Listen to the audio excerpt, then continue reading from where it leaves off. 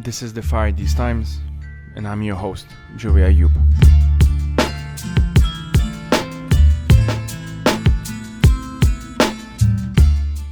In this third season, we will be exploring internationalist solidarity, prefigurative politics, solarpunk, and how to tackle some of the most pressing challenges of our times.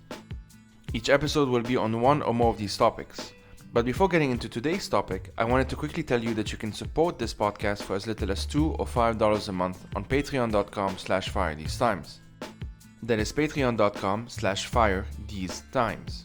If you cannot donate, you can still support by sharing it with your friends and families and leaving a review wherever you listen to podcasts. This helps it get more exposure and introduce it to more folks. That's it from me today. I hope you enjoyed this episode.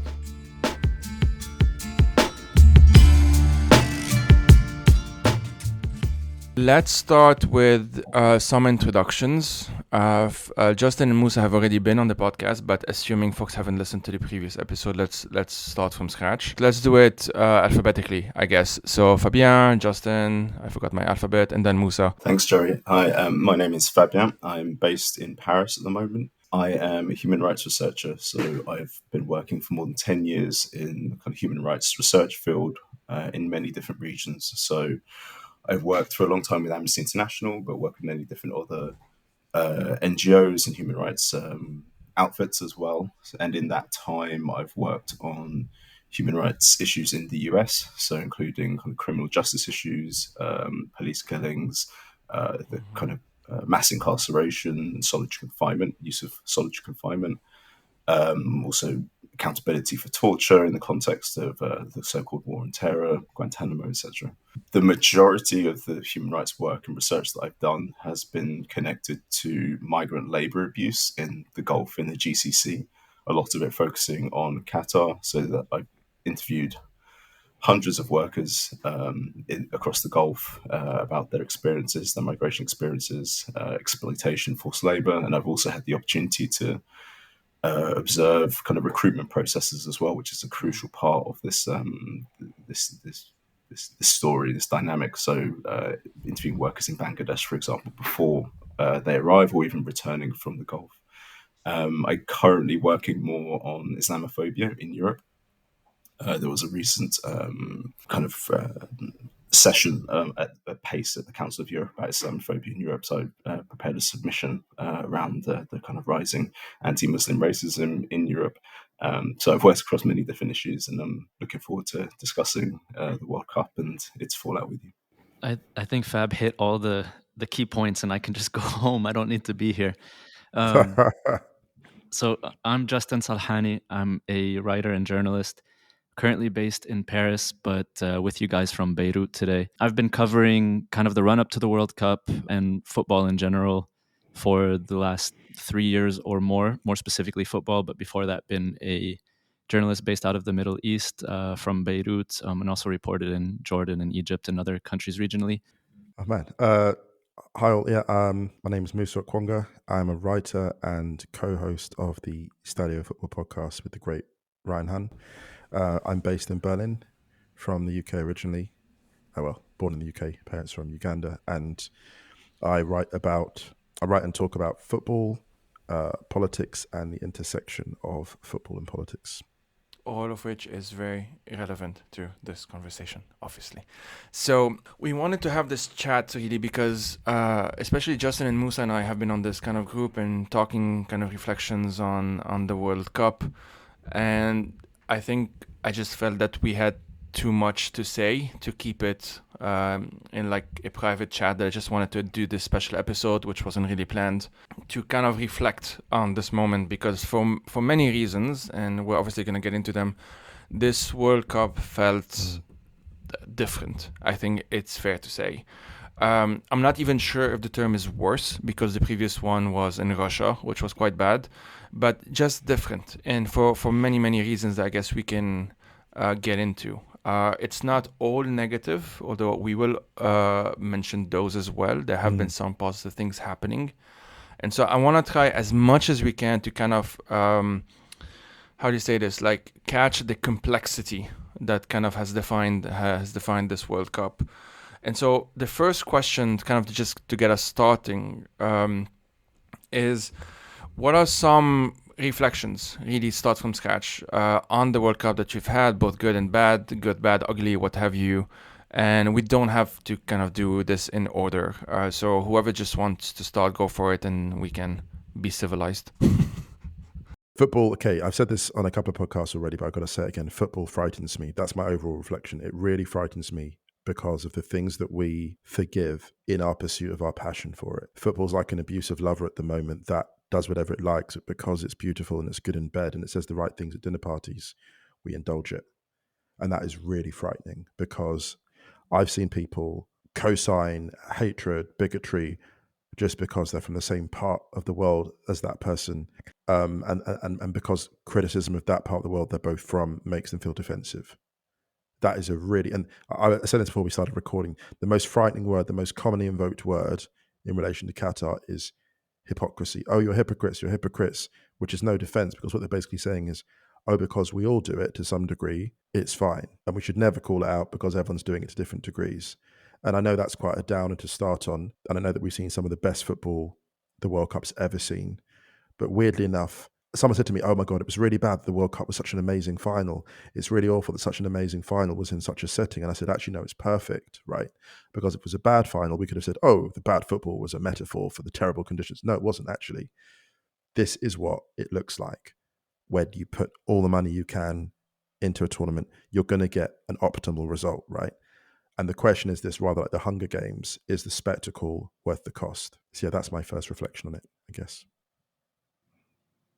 Yeah, if I can just add a bit to that, I guess. I feel similarly, and I think there's this conflation of what happened on the pitch justifying what led up to it off the pitch. And I've been really disappointed with how many people, and many people that I respect, that have kind of marginalized the conversation around migrant labor.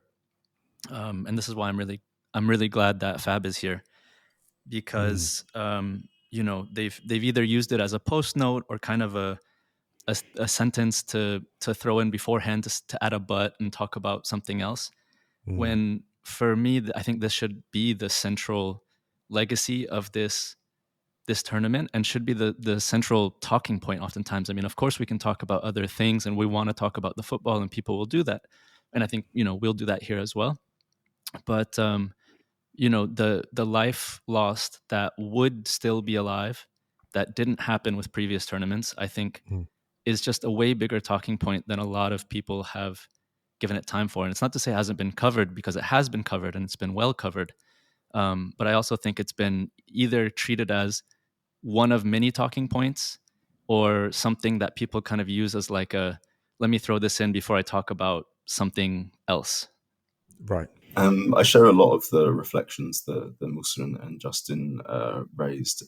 I've found it incredibly emotionally complex, if I'm being honest. And I guess the way that I've engaged with this World Cup has constantly, I felt like I've had multiple lenses like in my head at the time. And I've been constantly kind of reflecting on which lens is getting more prominence, both in my own reflections, but also in terms of the discourse and the way that the reporting is happening. I'll be honest, it's the second World Cup where it's the second least matches I've watched at a World Cup live, if I'm being honest. And the first one was in 2006. I barely watched any of that World Cup. And that was because, for purely kind of personal reasons, my father had died not long before.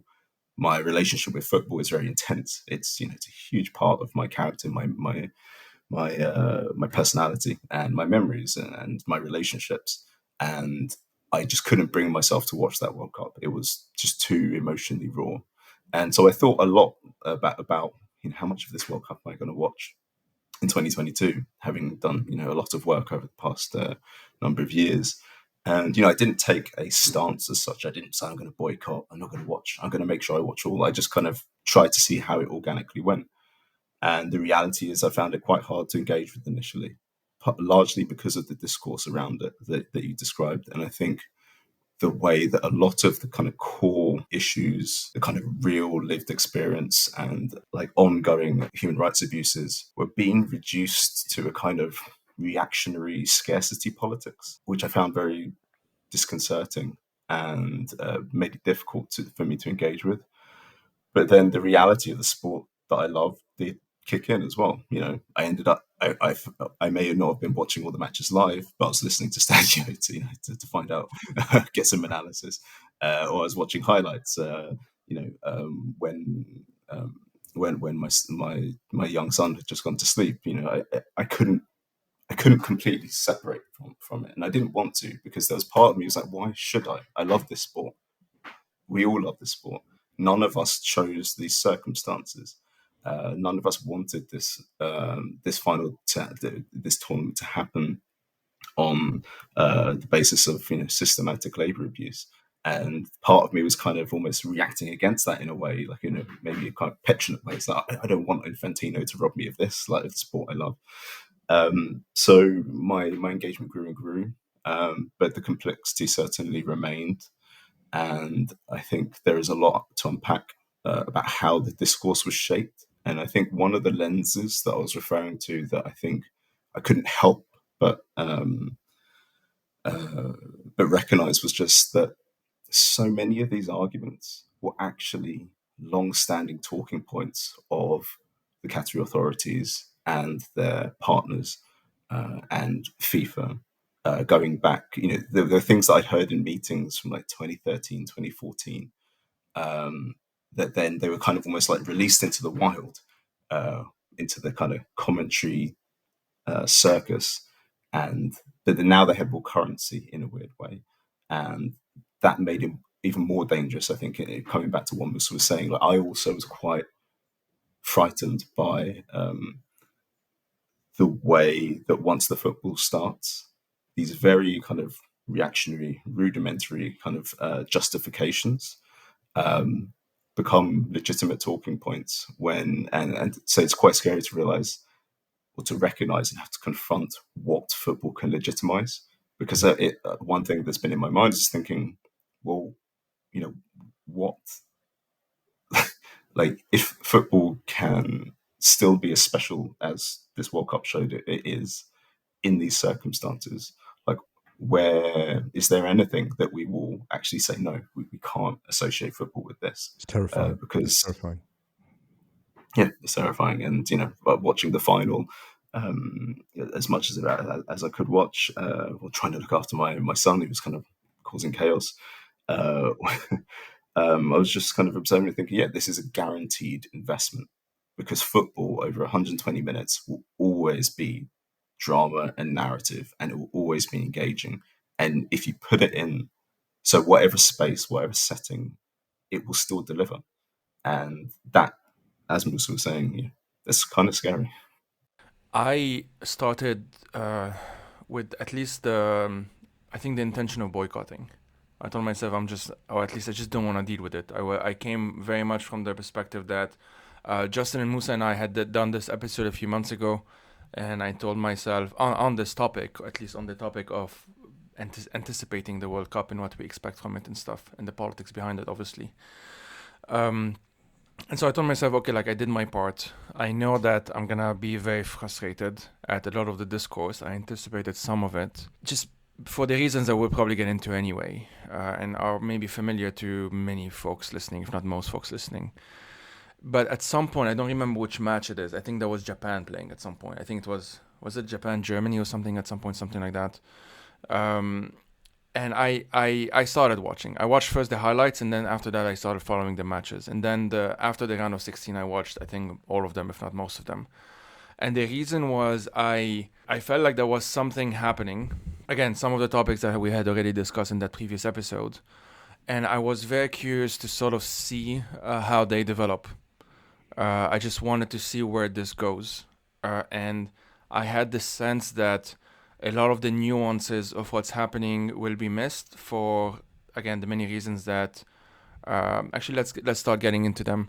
Mm-hmm. We saw a number of the tensions, let's say, the lack of nuance around whether it's topics around let's take, for example, the example of the kafala system or the migrant workers in Qatar.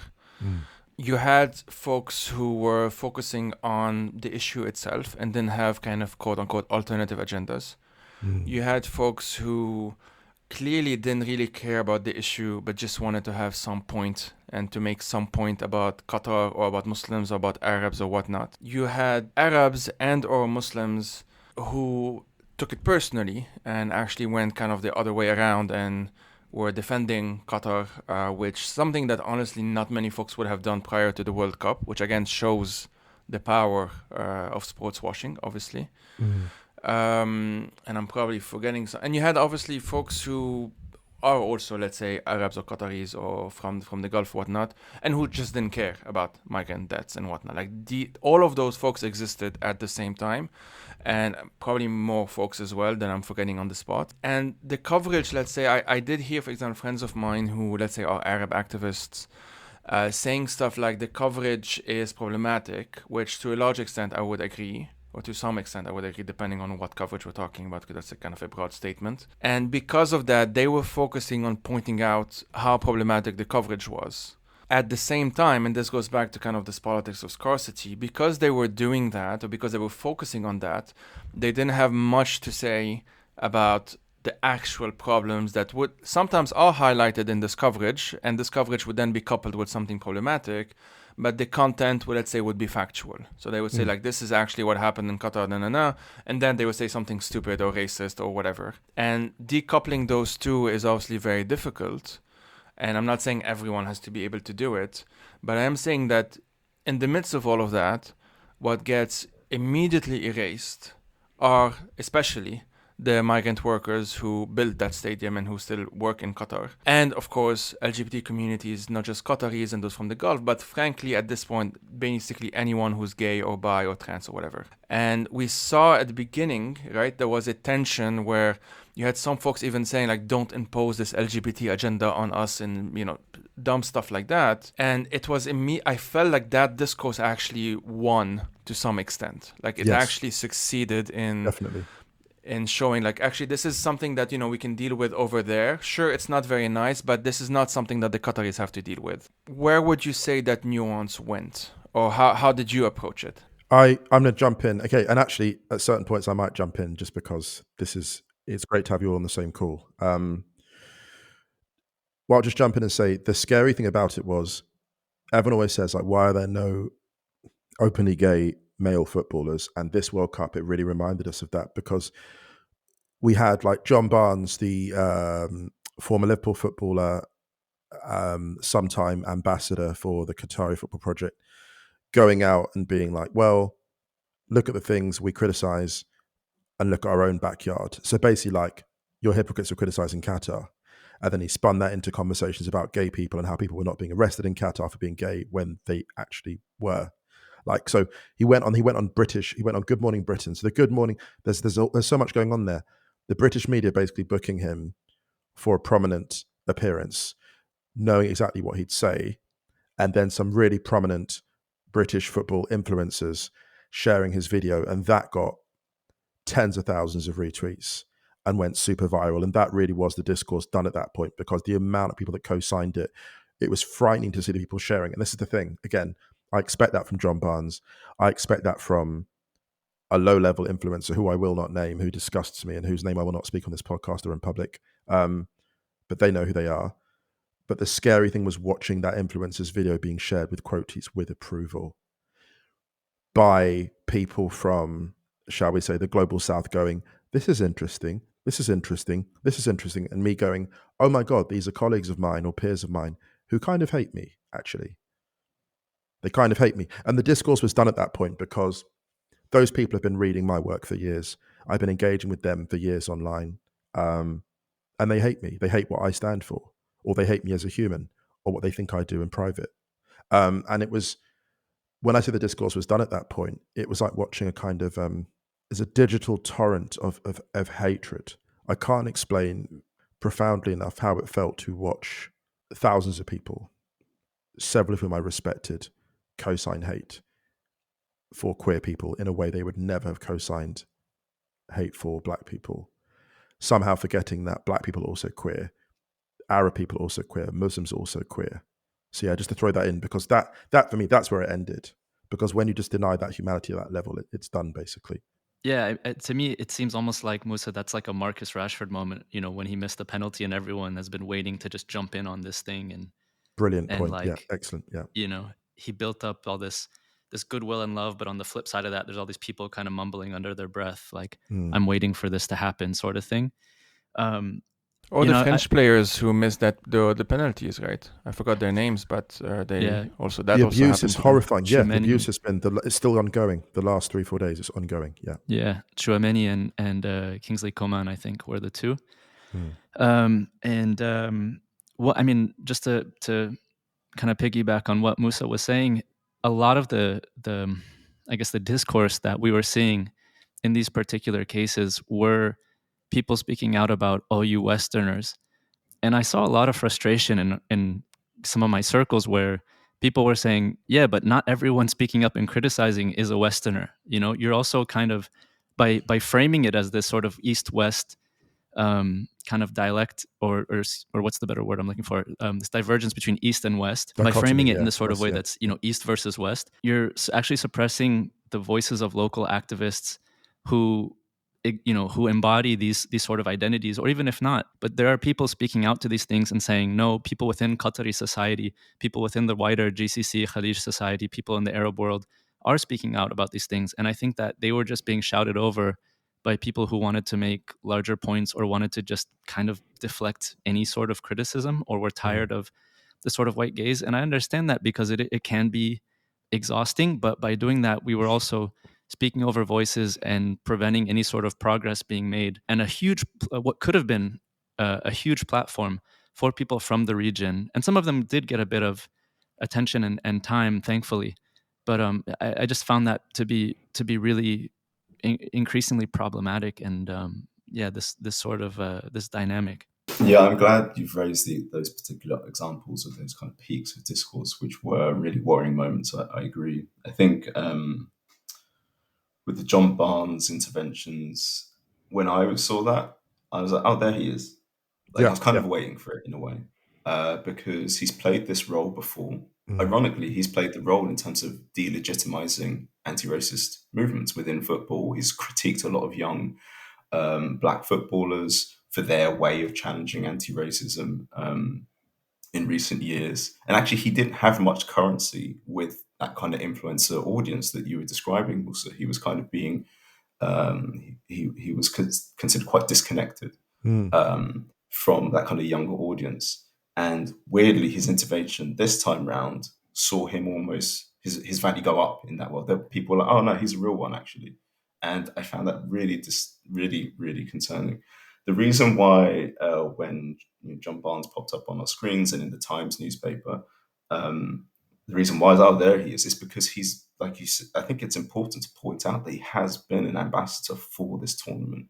He's done videos for the Qatar Tourism Agency or Qatar Tourism Authority in the past. He also has been willing to play that kind of political role for the Qatari authorities before.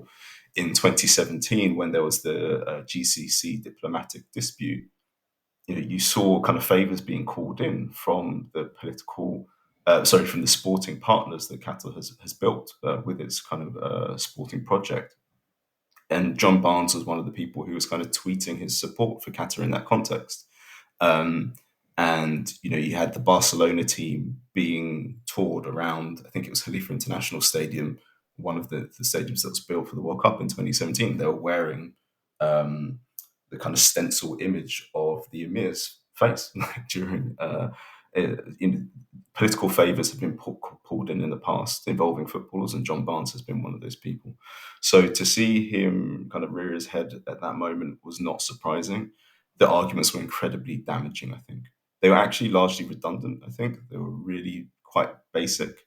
But because of who he is, because he's been a visible victim of racism in his footballing career and after. He's challenged that, that image of him flicking away the banana is such a famous image and an incredible moment in football history. But so to have him delivering those lines, I think was really damaging and disconcerting. I think the other thing, you mentioned the word hypocrisy, and I think that's something we're going to have to talk about a lot as we go forward. But I found one of the kind of buzzwords that I saw cropping up a lot, and I thought was really worrying, was culture. And John Barnes repeatedly referred to culture, and what you had was basically, systematic human rights abuses both being framed as part of Qatari or Gulf culture, and at the same time that being used to say we shouldn't critique, or there shouldn't be an engagement, and also to deflect, I think, quite a lot as well. And I think when culture is used in that way, the term culture, it's just incredibly misleading. Like, you can't reduce entire people's identities to this term of culture. And usually I find that it is authorities or reactionary forces trying to define a culture in line with the status quo that they want to maintain. And they said, this is our culture, so don't try and change it. But like you said, are Qatari queer people not part of Qatari culture? Of course they are. There are multiple cultures. Cultures are always are not singular. And cultures change over time. Culture is a process; it's not a fixed category. And I think that it was quite concerning, basically justifying homophobia, saying that that's Qatari culture, as you said, erasing Qatari LGBTQ people, and then also you've also seen the migrant labor issue being described as in cultural terms as well, which is so inaccurate and so misleading, because that actually erases the complicity and the partnership of many nation states in the operating of kafala. Can I throw this in? Not a single government, not a single Western government. There was so much talk about the West. Not a single Western government opposed what Qatar was doing. It was only members of civil society, journalists, activists, and just random members of the public. It was really emphatically not. So all this conversation about the West, actually, no, not at all. The West actually approves, because the Western elites approve of what's happening in Qatar. And the really insidious, dangerous, and frankly intellectually dishonest thing I saw was people going, oh, like, this is Qatari culture. Look, like, the Qatari elite own a large part of London and of the UK, right? A lot of their kids will be in schools, a lot of them will be private members clubs. They're very well acquainted with, in quote, Western culture. So this idea that, like, Qataris are not worldly and don't get out much, and we're just patronizing them because they're not global citizens. They're absolutely global citizens. Do you know what I mean? I found that really, and it was really grim how I was looking at people going, how is this the banner for your region? How are they representative of you? They're the least representative of you. That's like me going, don't attack Boris Johnson. He's one of us, and because we're from the same place as him, we co-sign it. It was actually that unthinking, and it was really disappointing to see people jump on that. Does that make sense? Yeah. With that allegiance? Yeah, I wanna maybe kind of pose a question as well, because what was interesting about the kefala being described as Qatari culture, and we shouldn't touch it because it was Qatari culture, and then people brought forward that actually kefala was kind of implemented by, under the UK, when the UK was occupying Qatar, or was kind of in colonial control over Qatar, and that it was a system implemented by a British man, and then people were kind of using that to go back to the UK, which correct me if I'm wrong here, is at least based in some truth, but I feel like both arguments were kind of just used to deflect from the issue at hand. And so I guess the question I have here is that was my impression was that was kind of the point, and I'm wondering if you guys would agree in a sense that it wasn't about providing legitimate, deep answers in order to deflect criticism, but giving people who had already decided that they wanted to interact and engage and not hear about all this kind of controversy, just kind of giving them an off-ramp to be like, look, if somebody comes at you, you have the culture defense. And if they come at you with this, you can say, well, actually it was implemented by the UK. And it was sort of like taking away any responsibility from anyone to kind of have to sit with the complexity. Because in a sense, like, I think being a football fan is sitting with that complexity, realizing that there's a lot of dirty money in the game. The fact that the World Cup in the last two instances were in authoritarian ran countries, and even before that had a number of problems related to labor or how poor vulnerable communities were affected in the run up to tournaments. And so I think what kind of the goal here seemed to be, from me at least, and I'm wondering if you all might agree or have a different perspective, are these talking points not sort of the point just to distract long enough that we can kind of get on with the football? You know, I'll just quickly give a quick example to add to that, and then Fabien, you can go ahead. Like in Lebanon, we have something called Article 534, whatever, I forgot the number it is, and that's the one that quote unquote bans, well, that's a paraphrase, 'cause I don't remember the exact sentence, but like bans sexual acts against nature or whatever it is. And that was introduced during the French Mandate. It was introduced during French colonialism. And some people point that out to say that, well, it actually, both people, let's say, two nominally opposing positions get used around the same issue. Some people say, well, clearly, then therefore, homophobia is not natural to Lebanese society because the French introduced it, and other folks saying that actually no, it is, and that's why the law was passed, or whatever it is. And what's kind of interesting is that the common thing that they would have in common is that on the one hand you will have the people who say, well, yes, it was introduced during mandate, but we need to keep it, i.e. forgetting or downplaying the fact that it's a political choice to keep that article, to keep that law, to maintain those structures in place.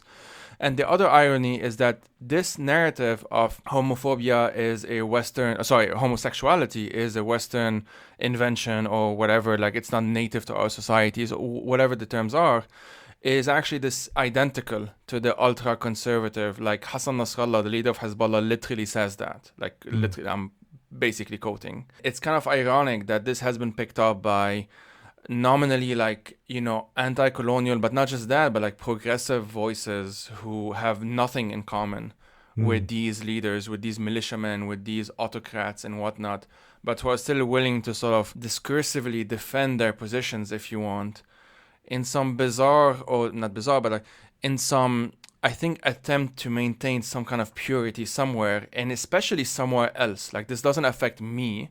It's not like I'm I don't know, a brown person or a migrant person living in Paris or in London or whatever. I live in a progressive society, but those places where I come from, quote unquote, they shouldn't be touched in that sense, like they're purer or whatever. It's a projection, I guess, is what I'm trying to say often. But yeah, they're really crucial points. I think that I think we just have to use the term bad faith. What has been happening is there have been bad faith kind of invocations or calling upons of various forms of oppressive exploitation, but being utilized in bad faith ways. And I could agree entirely with what Justin was saying, to deflect, to obfuscate, to ultimately to avoid any accountability across the board. When I've been watching this discourse, I've been like thinking, oh, this is so mutually kind of co-servicing, both for Gulf autocracies, but also for European and North American governments, for example, in that a lot, because when we talk about hypocrisy, there is some relevance there, but there are different ways around which you can talk about hypocrisy, I think, in the sense that there's hypocrisy to finger point at each other in a reactionary way, to basically say, oh, you're a hypocrite, so this doesn't matter. Whereas trying to build solidarities, like seeing where there are connections between different forms of oppression and building solidarities, I think is a different way. And I haven't seen conversation happening to a great degree around the hypocrisy, the kind of hypocrisy discourse. On the element of the colonial element, like, again, this is where I would just say, like, there are ways of talking about that, and there are bad faith ways as well. And I think that, like, it's just also more complex than that. In that, yes, it's certainly true that kafala sponsorship systems emerged in line with the kind of development of pearl diving and especially British Petroleum Oil Company kind of administration in the Gulf. in particular in Kuwait and Bahrain, and then spreading to the wider Gulf. That's a fact. And also that really what it was about controlling the mobility of cheap labor in the Indian Ocean and Gulf kind of migration network.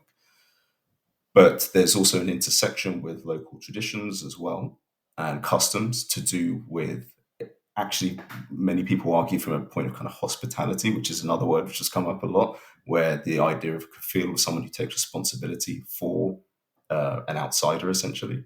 But where we have to arrive at in terms of looking at the modern version of the kafala system and how it evolved with the discovery of oil and the establishment of the autocracies across the Gulf, is that it's that point that Joey made. There's been a conscious decision to maintain and almost to refine to a system of perfected racial capitalism. Like it's not. There has been a conscious decision to continue that kind of control of cheap labor throughout the region, to refine it into the states that we now see. And I haven't really seen that discussion. It's like I said, it's more been this kind of finger pointing to end the conversation rather than to enhance the conversation.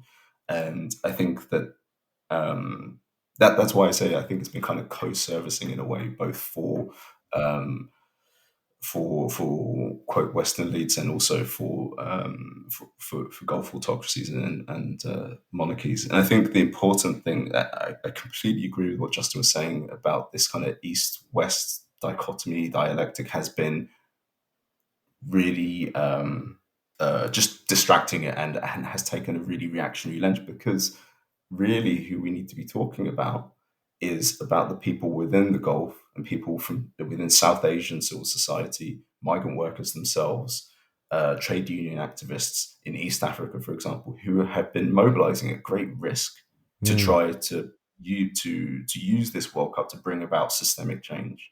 And so when we talk about, oh, it's Western hypocrisy, or reduce it solely to that, because I do think there is some, that has to be part of the conversation. I do think we have to look at how cynical our governments are in terms of their engagement with this tournament, but we need to do that in a way that actually rather than centering the so-called West. I think that we do that at the risk of, or not at the risk, at the outcome of delegitimizing and muting the most important voices, who are the actual people who've taken the most risk. And the thing is, the Gulf states and Qatar, the Qatari regime has been doing that in a very heavy-handed way. The case of Malcolm Badali, for example, I believe Kenyan migrant worker who was blogging about his experiences as a migrant worker, who ended up being held in solitary confinement for more than a month.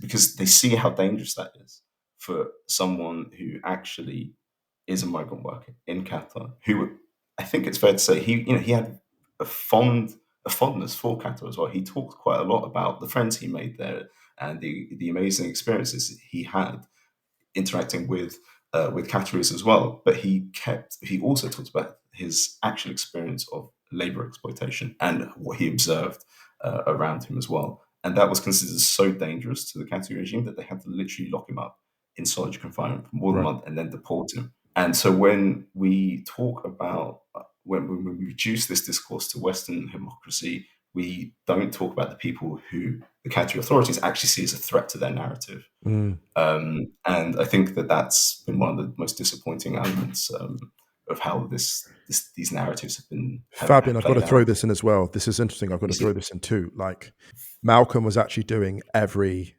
Westerner who is not wealthy a favor, because basically the things that they've experienced, the labor exploitation, and there's obviously the more severe degree we see in Qatar, but the labor exploitation that exists in Qatar is coming to some parts of the UK. But this is the thing. This is the irony of it all. Like, a lot of these autocracies have got significant property stakes in the UK, big stakes in our economy. Now the UK has left the EU, it's especially prone to those exploitations because it's reliant on their money, it's reliant on their investment. Post-Brexit, arms dealing, property investment. So those states are going to have even more say in Western society and primarily British society than ever before.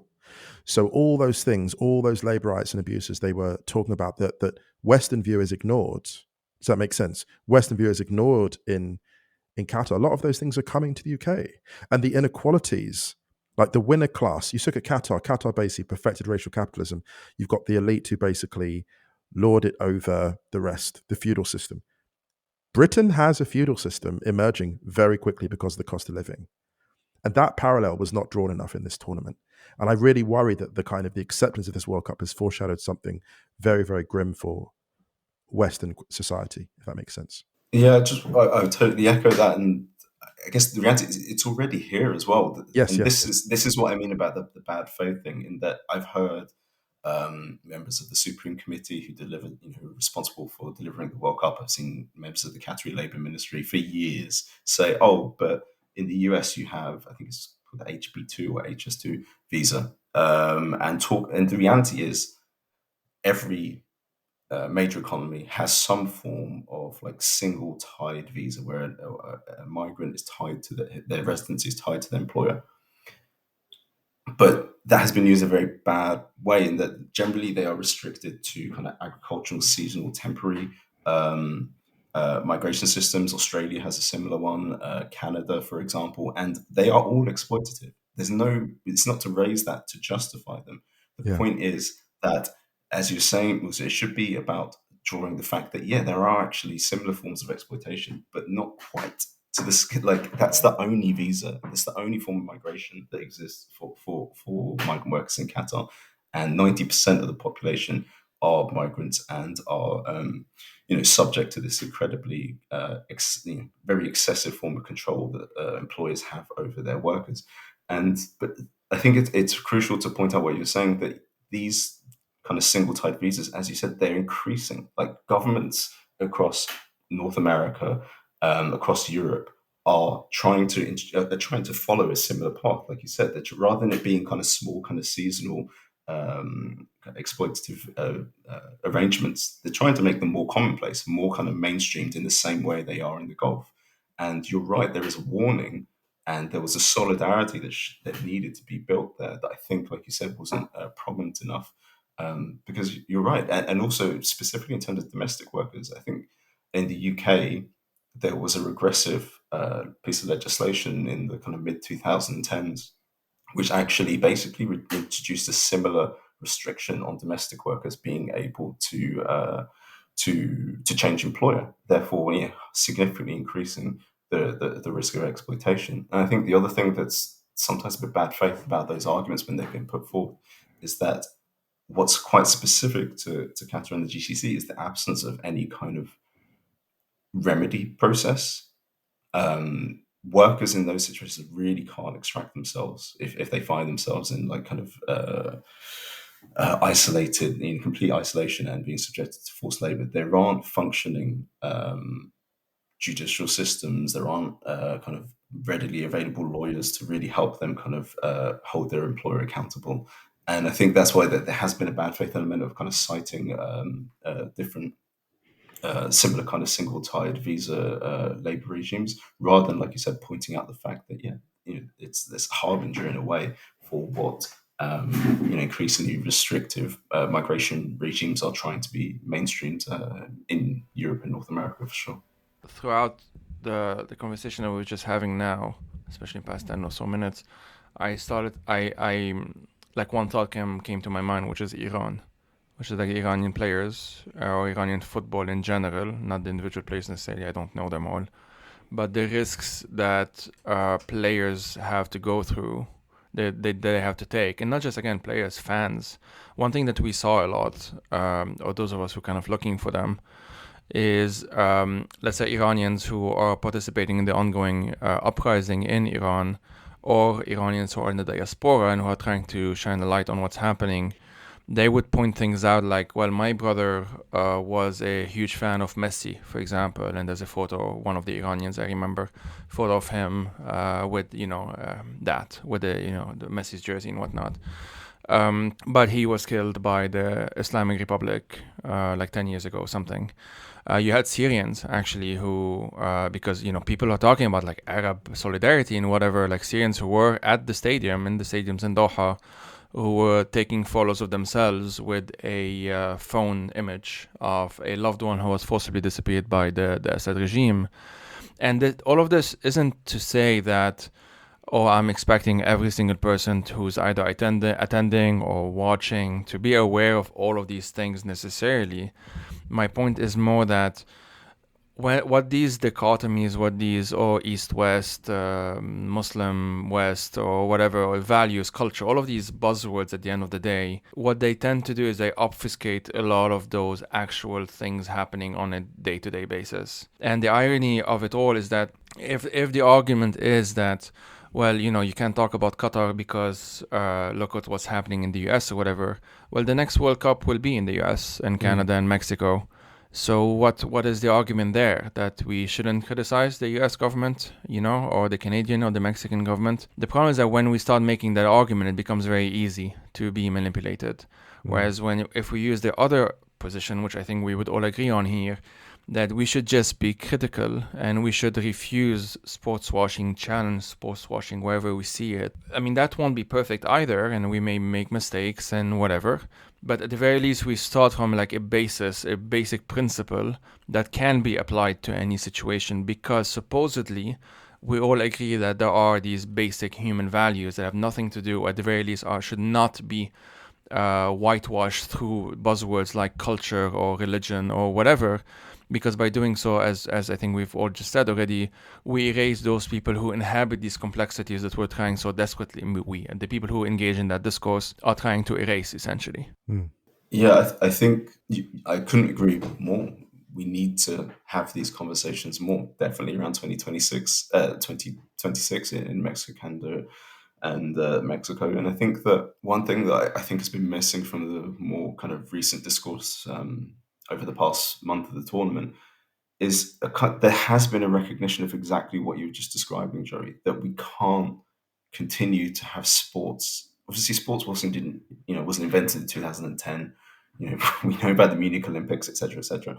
But there has been, I think, a concerted recognition amongst a lot in the human rights community and beyond that we just can't continue allowing sports to cause harm, because that's what is kind of happening. Really, it's that it's not only a perpetuator of harm, it's also kind of uniquely placed to cover that up as well. And I think that that's why I found very frustrating people saying, "Oh, why are we just talking about this now in Qatar?" Which is just not true. Like in 2010, Builders and Woodworkers International kind of partnered with FIFA at the time to try to, I believe that's the case, but they were basically working on the ground in South Africa to try to protect the labor rights of traders, for example, who FIFA was cracking down on.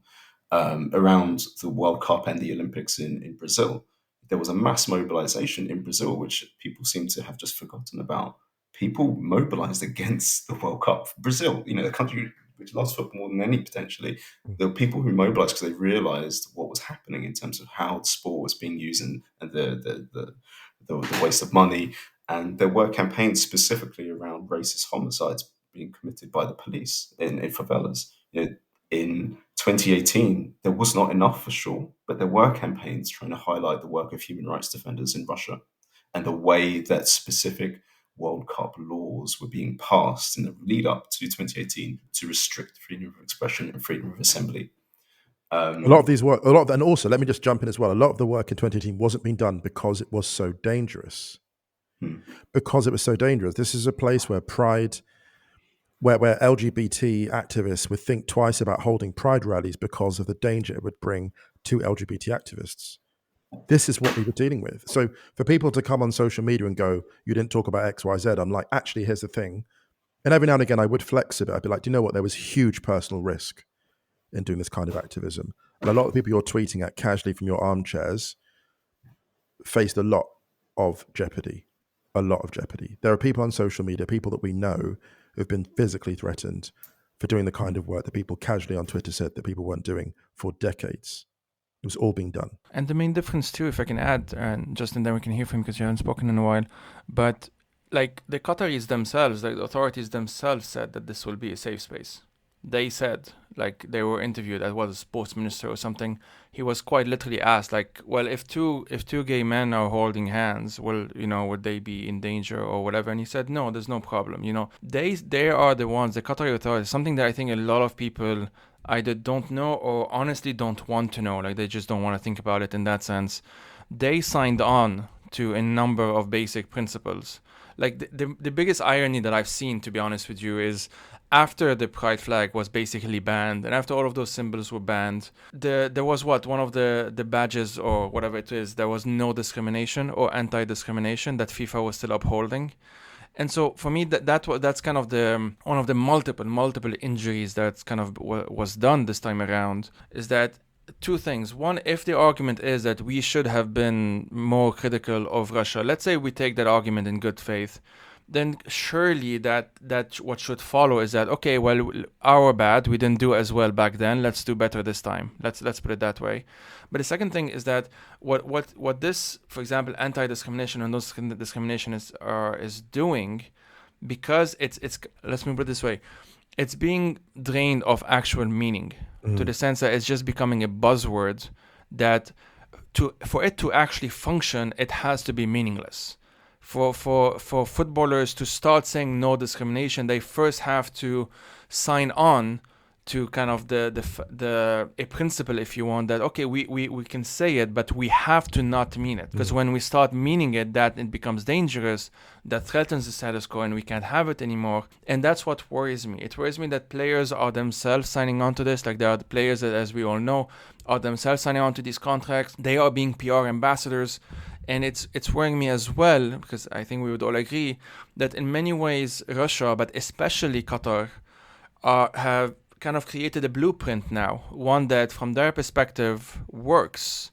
Now, there's still the question that maybe some regimes would see the heat, that the criticism and all of that towards Qatar, and judge it to be too much maybe. And so maybe to some extent there's been some success in that regard. We won't know yet, obviously. But there is a blueprint that is now established, and that blueprint will be used not just by Qatar, but honestly by even worse states. And that's the worrisome thing. Do you guys want me to talk now? Go for it. If I have to. And I'm just listening and taking in some. Really, you guys are making some amazing points. And I think, Joey, yeah, like this sort of Fab, you mentioned to me maybe a month ago or more, this kind of breakdown of or watering down of the Black Lives Matter movement into kind of very like corporate friendly, non-racist rather than anti-racist, I guess, slogans, or just very meaningless kind of like concepts without any of the depth or work that anti-racism actually entails. And what we're left with is sort of what you said, Joey, is that there is no risk. There's no risk taken in terms of players speaking out on anything, and that every message is meaningless. For example, FIFA banned the One Love rainbow armband and threatened severe restrictions over something that and I read this somewhere, and I quite agreed with it. It was that something that didn't really mean anything until it was banned. Because it was incredibly unoffensive. And, we can also say, exactly what you said, Joey, that Qatar agreed to a certain level of standards that they then chose not to meet.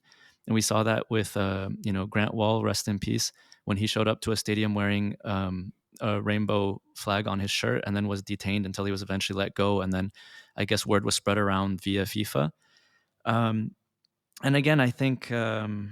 I think a lot of this comes back to these sort of good faith and bad faith critiques. And I wrote early on during the World Cup, I wrote early on in one piece that the early days of the World Cup were quite complex, and we had to navigate sort of good faith critiques, and then we had to navigate bad faith critiques, and then we had to navigate good faith critiques of the bad faith critiques, and then bad faith critiques that dismissed every kind of critique as a way to dismiss everything. And I think as the tournament progressed, we got even more into the weeds, and there were all these kind of wires fraying in every which direction, because you had people who were acting in very good faith, but jumping onto maybe like distractions way more than what more serious issues at hand were. Not to say that these other issues were not also important, but it just all became very, very messy at some point. And so, I mean, at least I'm glad that we're talking today and trying to find some way to dig through all these different sort of wires and figure out, what is at the crux of all of this.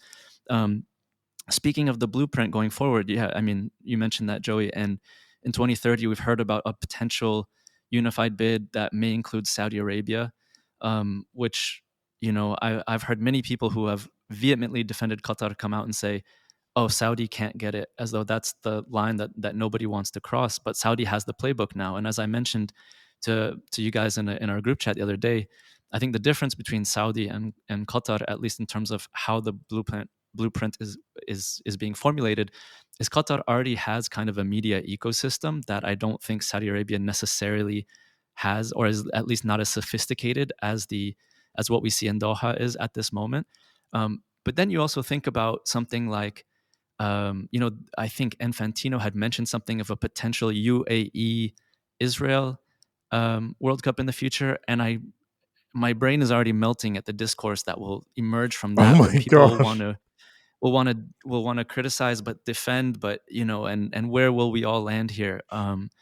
Or maybe the inverse would happen and everyone would unite and finally speak out in a unified voice of a line gone too far. I'm not sure, but I absolutely agree that this, tying back to Musa's first point, that this is how fearful football is. And it's interesting to think about that. We watch these sort of films about dystopian futures, at least in a sporting sense. I think we're already there. Yes. But I do think that there is a line, in the sense that there's always a line for anything. There's always a line that one shouldn't cross. That line is always negotiable or is negotiated, and it changes a lot and it evolves over time and whatnot. And I'm not saying the line is a good thing, actually. I think the line is usually very conservative. But that's something that I'm partly curious to see where that line will be drawn, because one thing that, quote unquote, the elites, to use a buzzword here, but like Qatari authorities, FIFA authorities, other authorities of other sporting nations, whatever, the people who make these decisions, let's call them decision makers, policy makers and whatnot, I think that, and this is a generalization, but I think it is generally true, they're not very good at reading the room all the time. They don't quite know always, sometimes they do, but often they don't quite know what the consequences will be. And for example, a very basic example, Qatar did not expect this kind of heat. It just didn't. No. And we know how badly prepared they were, because the responses were more or less just bad, and they were not very well prepared, and they were taken by surprise often, and all of these things. And in that sort of arrogance in some sense, because they genuinely do not expect to be, in the same way as I think you would remember when MBS assassinated Khashoggi, there were lots of reports that he was genuinely surprised that he would get a backlash. Like, he was actually genuinely surprised that there would be backlash, because he lived his entire life being able to do whatever he wants, and obviously all that power gives you that to some extent, to a large extent. And so I do think, as with anything, that a line will show. Like, a line, in many ways you can argue that had the previous World Cup not been in Russia, maybe Qatar would have actually gotten away with more things. I don't know, because Russia was used as a by people who were making that criticism as a stepping stone in some sense. Like, well, we didn't do it enough last time, so we have to do it more now. Totally. It becomes a what if of history in that sense. But it is something, like, there is something to be said that we shouldn't, and I guess I'm saying this also from a kind of a point of optimism in some sense, that we shouldn't, like, I'm saying there's a blueprint. Yeah, but blueprints can change, and blueprints can be challenged, and blueprints can be a blueprint and actually fail. Like, they may miscalculate just how much heat they may get and whatnot, and actually end up regretting it, and so on. Here's the thing. I love that you've said this. People need not to mistake the volume of a discourse for its depth. There's a lot of discourse happening at the end of this World Cup now about a particular piece of clothing that Messi was wearing, traditional dress of an Arabian warrior. And I mentioned that in my essay. And I deliberately mentioned that at the top of the essay because I wanted people to understand, who read the essay, that I was operating from a place of good faith. And that discourse is loud at the moment, but I don't think it's particularly deep. I think it evaporates. I think it's catharsis. What's interesting to me, and I saw a thread by someone going, oh, Qatar's won, FIFA has won. I was like, don't concede ground so easily. The legacy of this tournament is not entirely clear yet. We don't know how it's going to play out, right? Sepp Blatter lost his job a few years after everyone thought it was absolutely secure. What we saw at this World Cup, previous president of FIFA, for those who don't know. Thank you. Sorry, the previous president of FIFA. What we saw at this World Cup is a little like the effect of sunlight on an iceberg in 1973, right? Intense sunlight on an iceberg in 1973, and that iceberg now is nowhere to be found because it's dissolved into the ocean water. And I think that is what's happened to a lot of Qatar's authority, FIFA's authority. I think Qatar made a big bet here. They wanted the World Cup for something. We don't know exactly what they want it for yet. And I'm not saying that to be a conspiracy theorist. I'm saying that because every time an authoritarian state spends that much money on something, they want it for something. They want the prestige for something in future. The same way Russia did, the same way Qatar did. My question is, what did Qatar want the World Cup for? What does Saudi want the World Cup for? Because they've got lots of money. They're doing very well for themselves. Are Qatar basically future-proofing themselves for a world where a lot of them can't live in Qatar, for a world where people don't care much about fossil fuels anymore? They're basically trying to future-proof themselves for future prestige. And I get that. I understand that. It's actually quite smart. You know, the lesson from this World Cup fundamentally should be, at some level, if you're a wealthy autocratic state relying on fossil fuels, get yourself a World Cup because you're going to need it later. And I suppose my point would be, for the defeatists going, it's all doom and gloom. No, it's really not, because you don't know, actually. You don't know that you've lost this. It feels like that in the short term, but the long-term effects, I think, are quite exciting for progressive voices. Sorry. Just can I add to that? Justin. I want to add that it's been quite interesting to see the enthusiasm and the vigor that a lot of our colleagues have worked on this World Cup in a way that they've not worked on past World Cups. And I think that, well, I don't expect that to necessarily continue. We talked about giving a similar critical eye to the 2026 World Cup, which absolutely must happen. But I also think we can start next week, because guess what happens next week? We have the domestic leagues coming back. We can look into how sports washing works within these domestic leagues, within ownerships. What are the problematic aspects within the Champions League? What are the problematic aspects with wealth disparity, with a number of issues that are happening? You know, we have the French Federation and all these sort of allegations that have happened within the Federation regarding sexual harassment and otherwise. There's a lot of opportunities to do real hard-hitting journalism, activism, research in these settings today. We don't have to wait for 4 more years. And, I think as well, a lot of this will come down to, let me maybe stop right there and just say that I think that we can continue with this energy and continue applying it. And I hope that many people don't just go back to saying, okay, well, now it's sport again, and now we can just kind of focus on the way it used to be, because what Qatar didn't happen in a vacuum. You know, as you all have mentioned, it is the end of a long process that allowed us to get here. So I think that if we can start applying this critical lens to everything, that's not to say call everything bloody murder and make us desensitized to everything, but apply a hard, rigorous level of investigation, apply a hard, rigorous level of trying to uphold and uphold human rights. There's plenty of work to be done, and I hope that that's something that we will go forward and continue to do as a collective within media, activist, and research sectors.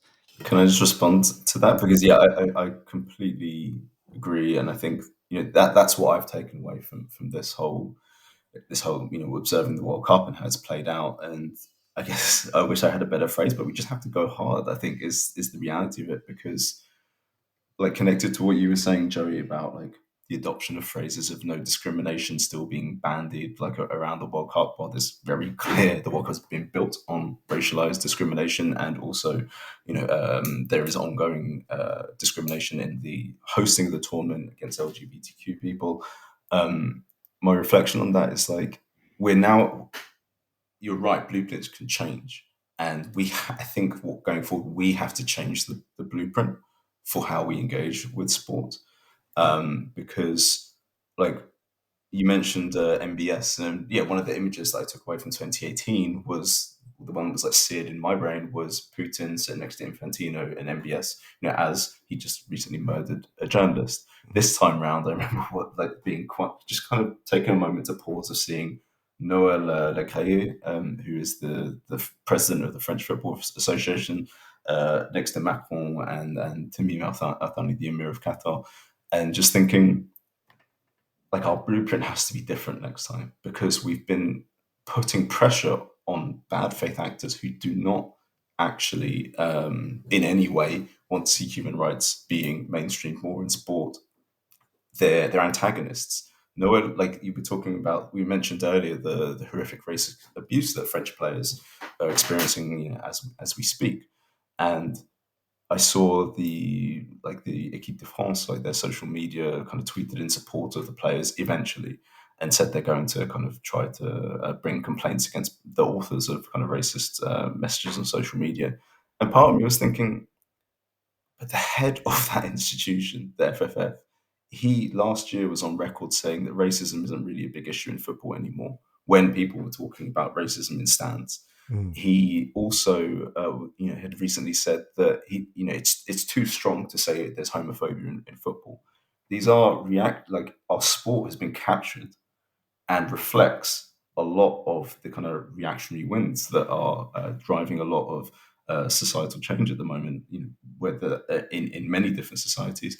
And so I think, our blueprint for change, we have to treat these decision makers, as you said, with deep cynicism, I think, and constantly scrutinize and question them in the lead up to 2026. And as you said, as Justin, as domestic football resumes as well, and because there is a slight danger as well in that these decision makers have adopted the language of human rights and they have instrumentalized it. And in this context, and I'm not saying this in a way to be defeatist, but I think we have to kind of sit with the fact that this World Cup has got over the line in part because when they were under significant international media scrutiny, what they reverted to was doing a bit of human rightsy stuff. And I'm using air quotes basically, because that's what happened. Like you mentioned, after Sepp Blatter had to step down and Infantino came into power as the new president of FIFA, he was talking about human rights a lot in 2016.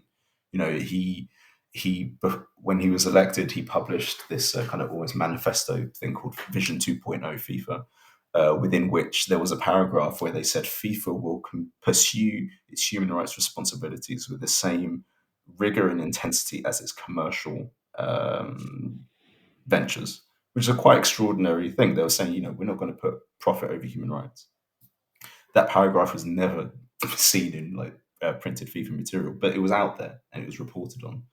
And in 2017, FIFA consulted human rights experts on developing its own human rights policy, which on paper is in line with the UN guiding principles on business and human rights. And this was a reverse of position for them, because from when the World Cups, the 2018 and 22 World Cups were awarded in 2010, FIFA spent 6 years saying, no, we're a social institution. We don't have any responsibilities in relation to what's happening in Russia or in Qatar. I mentioned them earlier. BWI, the Builders and Woodworkers Internationals, had to bring a complaint at the OECD against FIFA before, which they eventually settled, I think in 2016. And only at that point did FIFA basically say, okay, we know we're a business. They made 7.5 billion, I think, out of this World Cup. And then they implemented a human rights policy. But when it's actually mattered, and what human rights organizations and activists were asking them to do in terms of use your leverage for sustainable systemic change, you haven't seen that implemented. And there's a danger now, because they can point to their policy. They do a lot. They talk about their policy in many different forums. They come into civil society spaces and talk about this stuff. But when it actually matters, when we've seen that obviously it hasn't actually been applied, and Infantino actually has used a rhetoric which has been incredibly harmful to the concept of universal human rights. So I think that it's just incumbent on us to maintain that scrutiny, to treat these actors with deep cynicism, because they haven't demonstrated anything to us which suggests they should be treated in any different way. And I just think we have to reclaim our sport, basically. If we love the sport, it's on us to reclaim it from these kind of reactionary elites. I want to throw this in there. What can we do to create a critical mass where progressive voices in culture and civil society get together? You look like what Socrates did in the early 80s, right? With Corinthians and the music movement and all of that. I'm going to sound like an old fogey Musa, here. talk about that a bit for those who don't know. Okay, so Socrates, incredible footballer, one of the great footballers of his generation, well, of all time, really. A leading figure in the 1982 Brazil World Cup team who played spectacular football, basically led a non-violent progressive movement against Brazil's military dictatorship in the early 1980s, to the extent that they basically he had the word democracy printed on the shirt that he wore when he led his Corinthians team to the national championship in Brazil. And the idea basically was to get a referendum on whether there should be democracy or not. So basically, like, the idea was basically to like turn Brazil from an autocracy into a democracy. And that was the big thing that he ran on. And that he didn't achieve that in the time that he was playing. And so he said, look, if we don't get what we're aiming for, I'll go into exile. I'll go and play in Italy, which he did. But years later, I look at that and be like, well, Socrates actually won. Socrates won because he began a conversation whose momentum became irresistible. And I think at some level there needs to be, there is, I'm not saying that artists are not political, don't get me wrong, I'm not saying that artists aren't political, I'm not saying that footballers are not political, but if you look at this World Cup and you see how footballers didn't take up something as mild as wearing a rainbow armband, what I look at that and think is actually at some level footballers are still isolated from wider progressive culture, because if you're not isolated, you feel braver in taking these steps. The thing that was remarkable about Socrates doing what he did in the 1980s is not that he did it, is that so many footballers went along with him. How do we lower the bar to progressive activism so that people feel comfortable en masse doing it, not just a few heroes? Because the whole thing about Socrates was he wasn't saying this is about me, it was about the collective.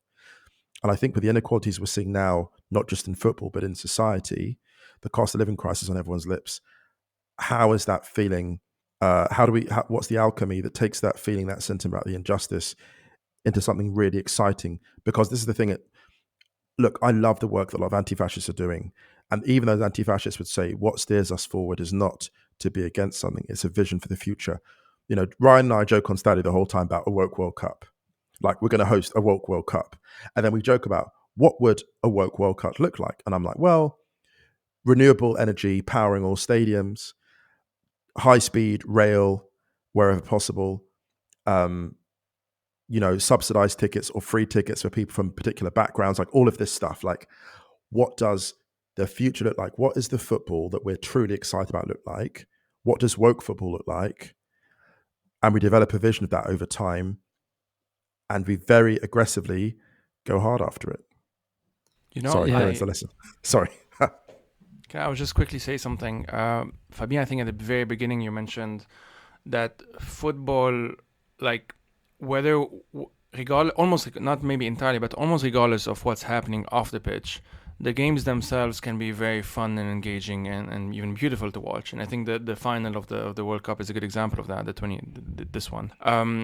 And so I think the flip side of that is that tells us that football doesn't have to be dirty. It doesn't have to be corrupt. It doesn't have to be. And I think the risk is of what's happening now. It's not even a risk. I think it's already happening. Is that again, these authorities, policymakers and whatnot, are setting the boundaries of what is even acceptable to talk about and what we can even imagine to be the case. The example you mentioned of Socrates is one of the thousands of good arguments that we can make, and that was the title of the previous episode we did with Justin and Musa, that football is political. I was doing some digging kind of out of curiosity in anticipating this conversation, and I have a thing for watching matches or reports about these matches of teams that no longer exist, like Yugoslavia, the Soviet Union, that sort of thing, West Germany, East Germany, that sort of thing. And there are interesting things. I'll just name a number of them. One, when it comes to Yugoslavia Yugoslavia, the Serbian and Montenegrin team were the ones that were able to claim the mantle of Yugoslavia in a way that Bosnia and Croatia were not able to. So at some point you had actually matches between Yugoslavia and Croatia, Croatia being obviously ex-Yugoslavia. You also have the example of when East and West Germany, I think they had a single match in sometime in the 80s, late 80s, which is very interesting to watch the dynamics around that, the coverage of that. And the third example is in 1938, I think, World Cup. I had sent it on the group with Justin and Musa, between England and Germany being the Third Reich at the time. The English footballers did the Sieg Heil during the German national anthem. And a year later, World War II breaks up or something like that. And so that's something that we need to remember, that today we would say like this was obviously a bad thing. Or, I think even some people will try and be quote unquote nuanced about it and say that, well, they had to or whatever. But it's one of those things of what...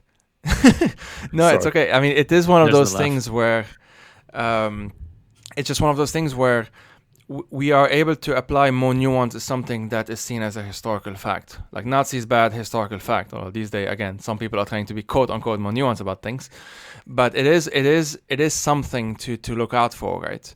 And I mean, Justin, you wanted to add something, but I wanted to kind of steer us in a different direction. But go for it first. What I wanted to do is I think we can pose a really interesting question, because this World Cup was meaningful for a lot of people in certain ways. And I think a lot of people tried to address this and did so, in my opinion, a bit clumsily. In terms of how do you talking about the woke World Cup, for example, Musa, I think another question maybe we can ask is like, how do we decenter Europe without doing harm, right? Like, so how can we have a meaningful World Cup for the Arab, for the Muslim, for the Middle Eastern, for the Asian, for people outside of the center of empire or traditional empire, without leading to so many direct deaths. And I think I think Musa, you asked the question is how can we build a critical mass? I mean, I can't tell you how many people have cited Stadio to me as one of these spaces that has enlarged their imagination and enlarged their thinking, because I think the current space exists in such, Joey, you said people are controlling the discourse. They're controlling what we're able to think, or they're trying to set the agenda anyways. And Musa, what you and Ryan do on a weekly basis is expand that agenda and expand our imagination. And I'll tell you guys something a bit personal. Before this tournament started, I've just had a very brutal year personally, and I really just wanted to stay away from the discourse and just maybe take a month off and do all these things. And I kind of looked around and I said, listen, as somebody who has the experience that I've had regionally, who knows football relatively the way that I do, or has covered it a little bit, I felt I had a responsibility to at least lend my voice at times to this argument, not to center myself or make myself any form of important. It's just that I felt I had kind of fit in the Venn diagram of something that might be useful at times. And I had at least one person come to me and say, hey, I appreciated your work during this month, or I appreciated, for example, some of your tweets or one of your pieces, because if I didn't read what you had said and known that you're coming from a place of good faith, I probably would have been like, yeah, who are we to criticize, or who am I to think about these things in this way, or all these other sort of things. And I think that just goes to say that every individual voice, and I can't tell you how much, being in a group chat with Joey and Musa has been so influential, and chatting with Fab about all these things over the past 2-3 years in terms of labor rights, in terms of pretty much every sort of angle and issue that's come in towards the discourse leading up to and throughout the month in Qatar. So without you guys, I wouldn't be here. And without Stadio, I wouldn't be here having the energy and the confidence to speak what I'm speaking. And so in that sense, I think we need to keep organizing. Of course, now the question is, how do we amplify that, right? Because recently, there is no real Socrates with the Brazilians right now. The best we have is maybe Richarlison, who is the lone voice who kind of spoke out for Lula, whereas the rest kind of went in the other direction, probably for very self-serving purposes related to tax or potential lawsuits or whatever else may come of that. Or just dinner parties. Yeah, I mean, and I mean, this is the thing today, is that footballers are less and less coming from a place of, or at least top level elite footballers are coming less and less from these sort of places where they can connect with the common people, and their lives are so sheltered from teenage onward that this is their reality. So the question is, how can we reach a critical mass where somebody feels the pressure, where an Mbappe feels the pressure, where if they don't speak out, there might be some sort of financial, economic, social sort of pressure there. And I think these are the things that maybe are challenging today. But I think we do need to start from the grassroots up with more kind of community engagement, with more sort of connections across. Well, what I think is really interesting right now is we have a couple. We have Fab, who's a researcher, Joey, you're a writer and an activist and an academic, and Musa and myself, who are maybe more in the journalistic side of things, and coalescing and bringing our different perspectives is huge. And I think we need to continue to grow these sort of spaces going forward if we want to have any sort of critical mass that will at least shift the conversation, if not lead it. Yeah, I'm like incredibly hyped by what you were all just saying, because that's exactly what I feel and what I want to hear. Like, I think organizing is just that has to be the word going forward. And returning to that idea of the blueprint, we do have it. Like, in the sense of, if you look at, for example, Bayern Munich's ultras, have been really consistent about talking about the connections between, the commercial connections and the kind of PR connections between Bayern Munich's, dominance of the Bundesliga over the past past decade or so, and their connection with the Qatari sports project and the World Cup specifically. And they've been campaigning, they've been very visible. They've also built solidarity and connections with migrant workers and trade unions from Nepal, for example. They've hosted migrant workers to come and talk in their football spaces about what is actually what their team's involvement actually means in the lives of migrant workers. Here in France, Les Jabeurs are so inspiring. Young, predominantly Muslim black women who wear the hijab, sometimes choose to wear the hijab in different contexts, and who are campaigning against a discriminatory law which the French Football Federation is denying the right to be able to play football. They're making them have to choose between their religion, their cultural identities, and the right to participate in the sport they love. It's a discriminatory law. It's clearly against football's like purport to be a space for everyone to be involved. And they're campaigning. And I saw recently, they came to the UK and played against another women's team. And that's, to me, there is the blueprint. And I think, like what you were just saying, Justin, is where I come at this from. Is I don't think that we've tapped into the radicality of football. There's nothing and that's one thing that I think I've been thinking about a lot during this World Cup. We always hear FIFA, and we've heard the Qatari World Cup organizers constantly say sports brings people together. But they mean it in a very different way than we do.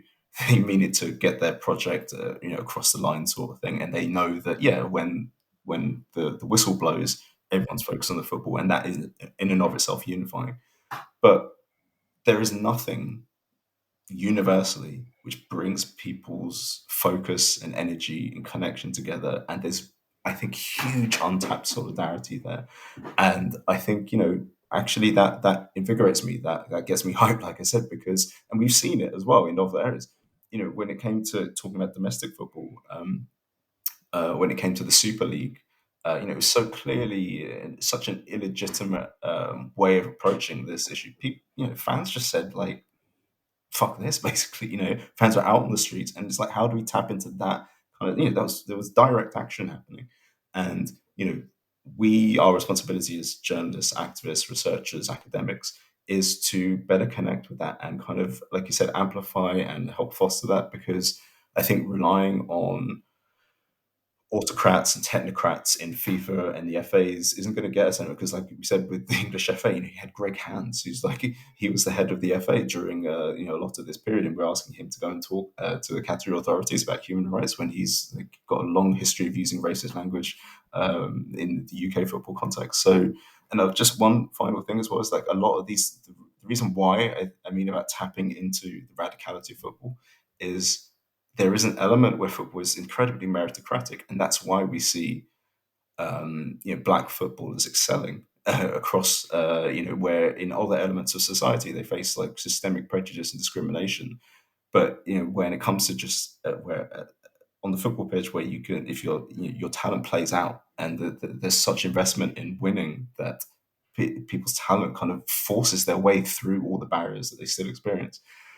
And you've heard Mbappe talking about growing up in Bundi, and also one thing that kept coming to my mind watching Morocco was, I think it was Hakimi was the first player to wear the Justice for George Floyd t-shirt when he was playing for Dortmund. Him and Jadon Sancho, and I've read him talking about remembering where he's from and his mother's struggles, being a second generation the son of immigrants, and a lot of our stars and heroes, they do come from that background. We talked about Marcus Rashford earlier. He's talked about his experience of poverty, of racial discrimination as a young kid, and how that's formed him. And I think there's a lot of snobbishness when we talk about footballers. And actually and I think that comes from a lot of the sports, the kind of traditional sports media.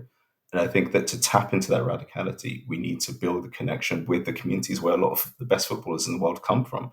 And I think you're right; they do, increasingly live kind of a sheltered existence once they get kind of signed up at a young age. But their communities, their friends, their families are still, experiencing inequalities or live with inequalities. And I don't have the answer, but I think by organising and just focusing on solidarities, I think we can tap into that radicality. I'm really excited by this, Fabien. Can I just say, amazing segment there that really just got my brain firing in so many ways. As you were speaking, I had to drop this stat. I know I put my hand up in the chat, but I had to bring this stat before I forgot. Derek Ray tweeted the statistic about the World Cup in Germany. To your point about the Bayern Ultras having this incredible impact, the activism, the effect of their activism, I think, cumulatively, the Ultras in Germany done an incredible job, the progressive Ultras. For those who don't know, Ultras are basically, they're often stigmatized as football fans who are just violent. It's really not that. They're football fans of various political stripes, sometimes progressive, sometimes reactionary, who organize social projects beyond the boundaries of the football stadium. So they organize food drives, protests, and in the case of the Bayern Ultras, Bayern is, in many ways, seems quite a conservative club, but the Ultras have done some really exciting progressive work. Here is some idea of their concrete impact. Derek Ray, commentator on German football, here's a quote today on Twitter: "The 2022 World Cup was seen more critically and negatively than in most other frontline football countries, and viewing figures reflected that throughout. The final on ZDF, the leading German TV station, attracted 13.86 million viewers, down significantly from 21.45 million for the 2018 final." That is, a huge percentage of that can be taken, like a huge amount of credit can be taken by progressive/radical activists. Friends of mine who boycotted the entire tournament had a huge effect on me and how I cover the tournament, because it always reminded me that actually, are we complicit by consuming this? And when you talk about the places these people came from, I'm thinking about being on the ground next time, if not next year, then hopefully in future, at, let's say, the World Cup they hold in Paris for the different regions, the people from different nationalities that go and play, but not just going to the final, but going to early rounds of those games and just being present, even if it's like one of 50 spectators at a game in the early rounds. I want to do that in the next couple of years, stuff like that, just being on the ground for it, because this World Cup has really excited me, because the individual friends of mine that boycotted had an impact on me that's exponential, because I have bigger platforms, right? So if someone boycotts and goes, "I'm not watching the World Cup," or speaking to you about it, that means when I give an interview on a media platform, that person's in my head and I'm broadcasting their message to a much bigger audience. So I suppose what I really mean by that is, to sort of round up quite a rambling point, is it's being on the ground, it's being present in the quote unquote unglamorous, more boring places before the full glare of the World Cup is on us again in 4 years. What is the quote unquote unglamorous work we can do to build momentum that by the time 2026 comes around, there's more than one Richarlison, and there may even be a Socrates. And it speaks to your point before as well, Musa, doesn't it, that we still don't know what the consequences of this World Cup are yet, which is it's too soon to kind of make that assessment. I think there's a number of things there, and so my thoughts will be a bit disconnected. There's been a number of comparisons between, for example, Maradona and Messi, right? Like the obvious comparison. They knew each other in many ways. Messi or Maradona saw himself as like Messi's, football father or whatever, But I think there's an argument to be made about how much football has changed since Maradona compared to Maradona, from Maradona's time to Messi's time. And this isn't to say that the solution is to just go back. For one, that's impossible, and for two, like there were always issues even back then. I mean, I just mentioned that in 1938 the English team did the Sieg, so there's always been significant problems related to football because that's just how power works, that's how money works, that's just a thing of that's just reality in many ways. I'm talking especially like quote unquote high level football where a lot of money usually is exchanged and spent. So that's one thing. And the kind of link to that is, regardless of Messi's personal attributes as a footballer, and I'm just using him as an example because everyone knows him, but there is something to be said of how much today many of these footballers, especially if they get to a certain level of popularity and sort of fame, they almost like stop being human. Like they stop being real people who make decisions and who are, should be held accountable, and as anyone else. And this is obviously a byproduct in many ways of just the increased money spent compared to before. So that's another thing. We mentioned Morocco. I want us to kind of zoom in on that a bit, if that's okay. Because Morocco is a very, very interesting example of kind of one of the miracles, to use a term that many people used, around something like a World Cup that, regardless, again, to Fabien's point before, that regardless of how the politics of the game around it, the game itself can still be very interesting for different reasons. And that's just a result of just how complexity works. Like the definition of it is that we don't quite know always what the consequences will be, even if we're skeptical or even opposing, let's say, how it started, in this case, the Qatar World Cup. Morocco is very interesting because the players themselves were, for example, waving the Palestinian flag. And that's very, very significant for a number of reasons. And I'm just going to mention one of them, is that the Moroccan government itself has actually normalized ties with the Israeli one. It has always been on the Israeli side, even back to the late 40s and early 50s. It's kind of an outlier even within quote unquote the Arab world in that sense, or at least the one that was the most explicit. So this was political, and the Moroccan team, a number of them, I think majority of them, are diasporas, and so they are able to sort of, I don't know if get away necessarily, but they have a certain flexibility that other players may not have. The other thing obviously is that through that display of support towards Palestine, one should and did, and I was among them, many did, point out that Morocco itself is an occupying power in Western Sahara. And so those two things exist at the same time. You had the people who were saying, for example, like it's a very good thing that they're waving the Palestinian flag, and they would point out that all of the people, usually racists and Islamophobes, were very bothered by that, and so that's one thing. But then there are many folks who stopped at that and who didn't take it, what I would argue, to be kind of the next level in some sense, or at least more honest or whatever, more progressive, let's put it that way, of pointing out that, yeah, it's a good thing that they did that, but it is not a whataboutism to mention what about Western Sahara, for the same reasons that I just mentioned. Now, it doesn't mean that every single one of them maybe could do it. It doesn't mean that. But it should mean that there has to be some conversation around that, rather than that conversation being kind of shut down. Now, I don't want us to focus too much just on that example because we don't have too much time, but I just wanted to mention it as an example of how a team, like it's just a regular a football team, like 11, here we're talking about men's football, 11 men playing football, kicking a ball around for like 90 plus minutes, can have this huge symbolic weight. Sometimes even preceding them, like just the fact that they are associated with a country, with a flag, with whatever, a culture, or well, not a culture, but like, with Morocco, with North Africa, with the Muslim world, with the Arab world, etc., can have all of those other resonances that precedes the team even starting to play football. And then obviously the more they played, and when they won against Belgium and then Portugal and then Spain and whatnot, this created all of those other connections that I think can still be built on. Yeah, I think this is such a great transition. I think Morocco was clearly apart from maybe the whole Messi narrative that may in one way kind of take hold and capture, I think Morocco was one of, if not the story of the tournament. They were the people's team, if you will. That being said, you brought up the very like uncomfortable point for some people, which was that while people were out waving a Moroccan flag, there is a group of oppressed and occupied people with that fall under the control of that flag. And there was even footage of the team seen singing songs about Western Sahara on the team bus.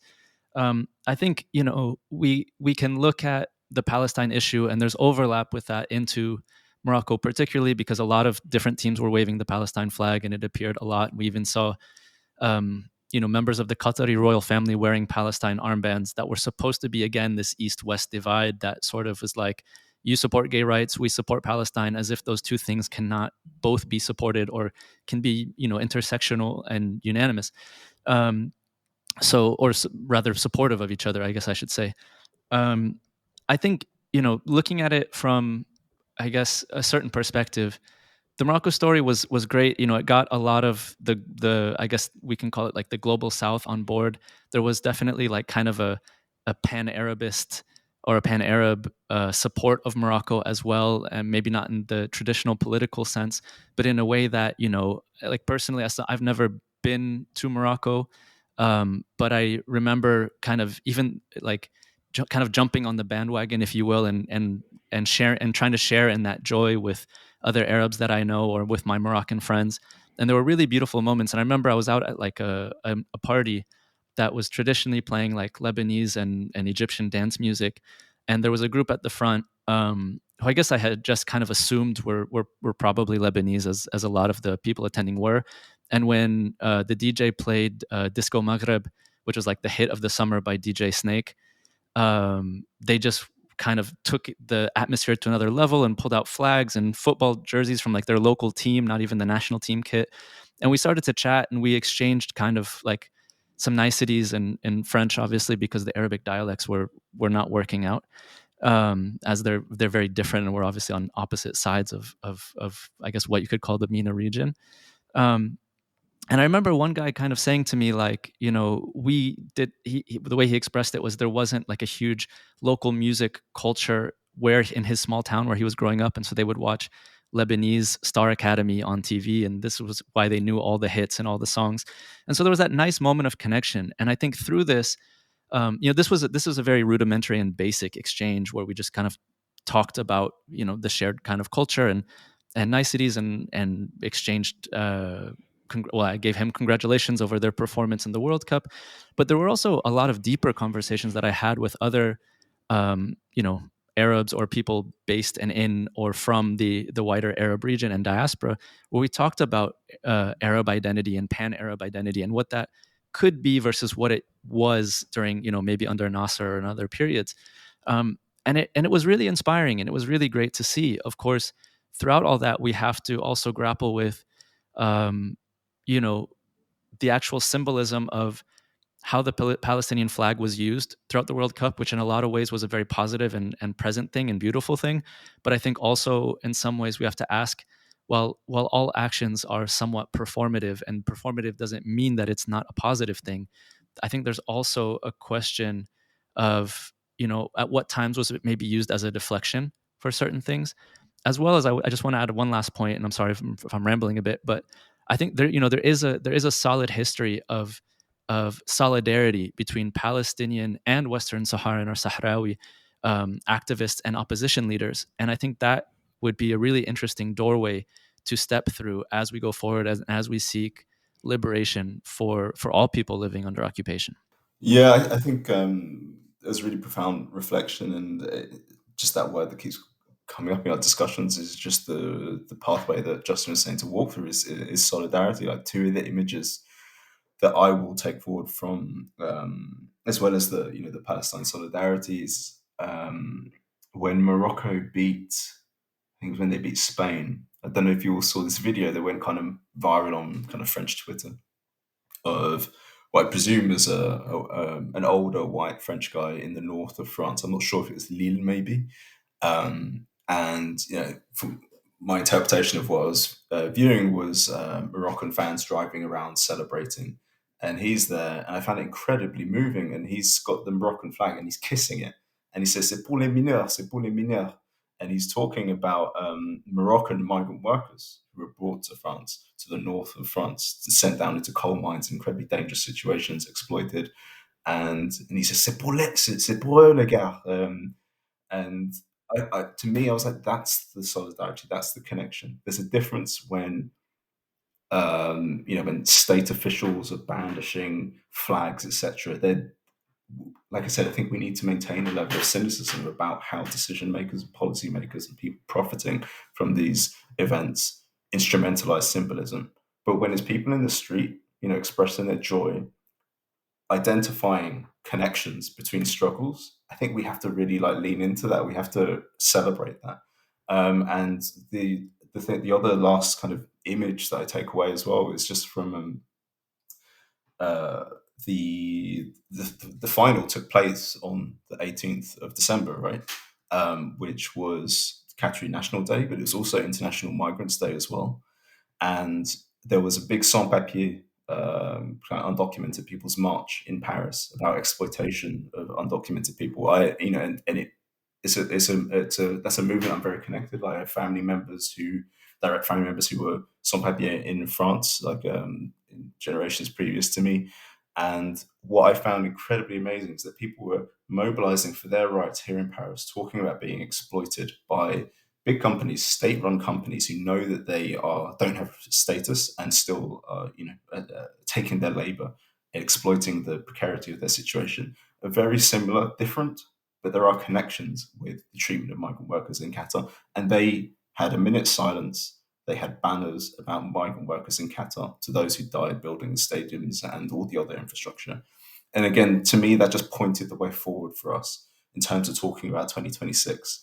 And, there will definitely be an issue to do with undocumented labor in some of the cities where the World Cup is going to be happening in Qatar. And we just have to build those connections because people are already doing it. People who are mobilizing for their rights see the connections in our struggles. And I think we just have to make sure that the narrative and the discourse that accompanies these events, these mega sporting events, reflects what people on the ground are actually saying and doing, because actually we've had too much discourse from people who are profiting and who are implicated rather than subjected to the situation. So they're the two images kind of building on the amazing stuff that Justin was saying as well, that I'll take away from the past month.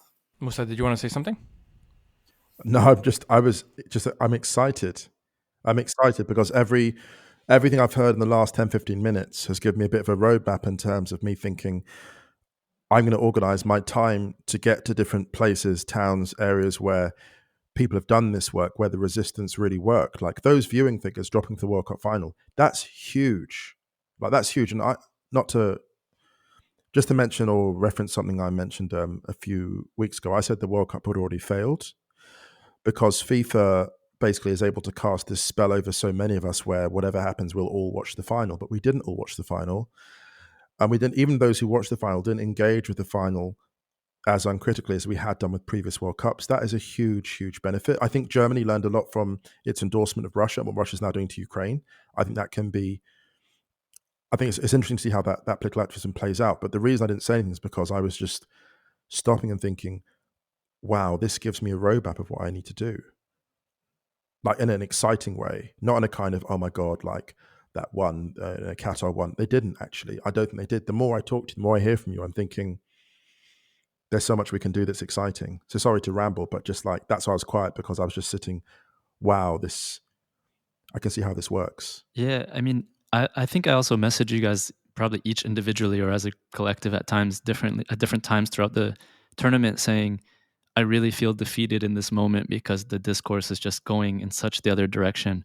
But again, gathering and talking with the four of us here, it's been incredibly inspiring, and I think I'm going forward with a lot of renewed energy. So on that note, because we're close to the 2 hours mark, let's do it this way if that's okay with you. I've asked you to kind of prepare. Usually what I do with all guests is I ask them to recommend 3 books on any topic. In this case, since there's 3 of you, we can do 1 book each to kind of cut on time as well.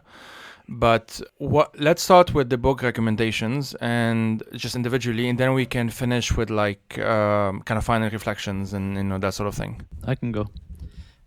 First, I think everyone should read all of Musa's books. They should read all of his Oh, articles. God. They should read Oh, all no. of Joey's work and look out for everything that Fab's done over the past decade and more as well. The book I want to suggest particularly is one called Soccer Empire by Laurent Dubois.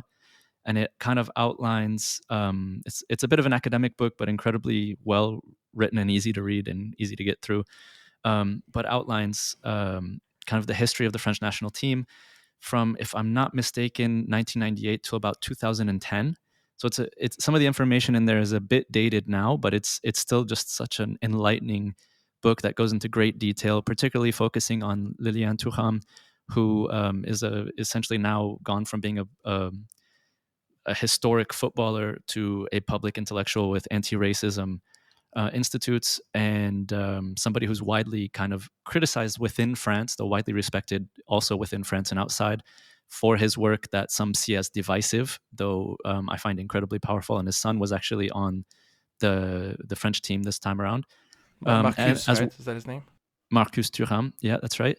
And it also focuses on kind of the divergent character of Zinedine Zidane, who has taken, what many might call like the Michael Jordan approach to sports and activism, in that he kind of is highly protective of his image and doesn't speak out on politics, rarely, if ever, though he has publicly come out, I think, once in 2002 to kind of say that people should not vote for the far-right candidate Jean-Marie Le Pen. Of course, more recently, he's taken we can call it a quote unquote, air quotes, non-political approach by saying that people should focus on football in Qatar, and that was quite disappointing. But yeah, it's a wonderful read, and I suggest it for just a way to kind of extend your thinking on football, empire, legacies of racism and colonialism. It's just a wonderful read. I would like to throw compliments back Justin's way. You should write more because his work is amazing. And actually, let me throw a challenge out to everyone in this podcast. The Last of Us to publish something next year, be it a book or an article, has to buy everyone else dinner. I'm just throwing that out there. Sounds good. In Paris. Okay, it's got to happen. It's got to be in Paris. So yeah, dinner for all of us in Paris for the last person to publish something next year. Hopefully that won't be you, Justin, because your work's amazing. And I think if there's any criticism I've got of you, it's that you don't produce enough because your voice really matters. You're an amazing writer, and I think sometimes you got it sent to therapy session. I think you don't fully understand the power of your work and the nuance of your work. So we need more of you. The book I'd recommend is either Joey's next book or Justin's next book or Fabien's next book. But the current book to recommend is The Ball is Round by David Goldblatt, an extraordinary writer. That is a book about the culture of football. It's very long and it's very accessible. His work is absolutely essential. He's a historian of football, a lover of the game, politics and football intertwined, and he's going to be a really, really important voice in the lead up to the World Cup in the US and Mexico and Canada. I just want to take a moment just to really salute you all for all the work, the advocacy, because you have been doing advocacy during the tournament. I think having, working on doing research and stuff and engaging with authorities over the past few years, it's been really gratifying and a real relief to see you all using your platforms to advocate for change, for human rights, and for progressive causes. You really shouldn't underestimate how important that is, because over the years, I've seen public figure after public figure, whether it be a politician, a sports person, go the other way. And so it's actually really important what you've been doing. So really, I respect everything that you've done. And I'm excited to take it forward as well, as this discussion suggested. I think in terms of a book, I'm going to recommend a book that I often recommend to people. I think I even gave it to you, Justin, The Turbulence of Migration by Dr. Nikos Papastakiadis. Apologies. I recommended it to somebody last night, actually. Oh, great. It was a book that, had a big influence on me, and especially like when we were talking about the weaponization of the concept, it's like singular concept of culture. It really kind of takes that apart and explains, looks at how culture is a process and can be it just doesn't at all fit with the way that John Barnes and others were describing it, and also just on the effects, expected, unexpected, foreseeable, unforeseeable, of migration, and how migration and hybridity are just so fundamental to the human experience. So I definitely recommend that book, and there's a slight connection to sport there, in that I was reading his work while I was studying for an MA around migration and law. And then I was so affected by this book. I was looking for all the things he'd written.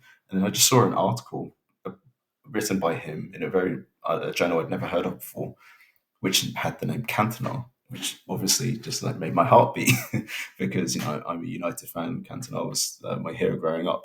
And I was like, why is this migration scholar writing about Cantona? So I ended up contacting him, and he basically did a fellowship in Manchester in the kind of mid-90s. And I don't think he was particularly a football fan at that point, but he was just he was fascinated by the figure of Cantona, what he represented, as we were talking about Joey Ayoub, just who he was as a foreigner in England, who was talked about art and poetry and was a radical in a moment of football really not being kind of connected with those ideas, and he took on anti-fascists and things. And so he decided to write an article about what Cantona meant to him and to football. And then it so happened that as his fellowship was ending, he was having his leaving drinks in a bar in Manchester, and who walks in? Eric Cantona. So he actually got to meet him. And so we've maintained the dialogue since having that discussion. And he's just a great academic, does amazing work. And I'd recommend that book highly. Amazing. Well, I mean, on that pretty fun note, unless anyone has final reflections, because we're close to the 2 hours mark, I'd just like to thank you all for this amazing conversation. We ended up talking more than we had originally planned, but this often happens on this podcast. And I'm going to release it pretty soon, maybe today or tomorrow. So folks will be able to listen to it fresh, and hopefully have critical and interesting thoughts to take into the holidays with them. So thank you all for doing this. Thank Thank you. you. It's been a real pleasure to exchange with you.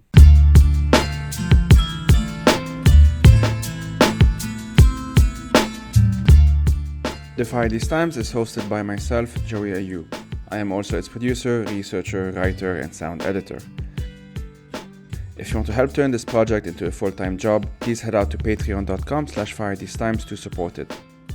These episodes are part of a bigger project which includes resources, a newsletter, and eventually YouTube video essays as well. As always, thank you for listening and take care.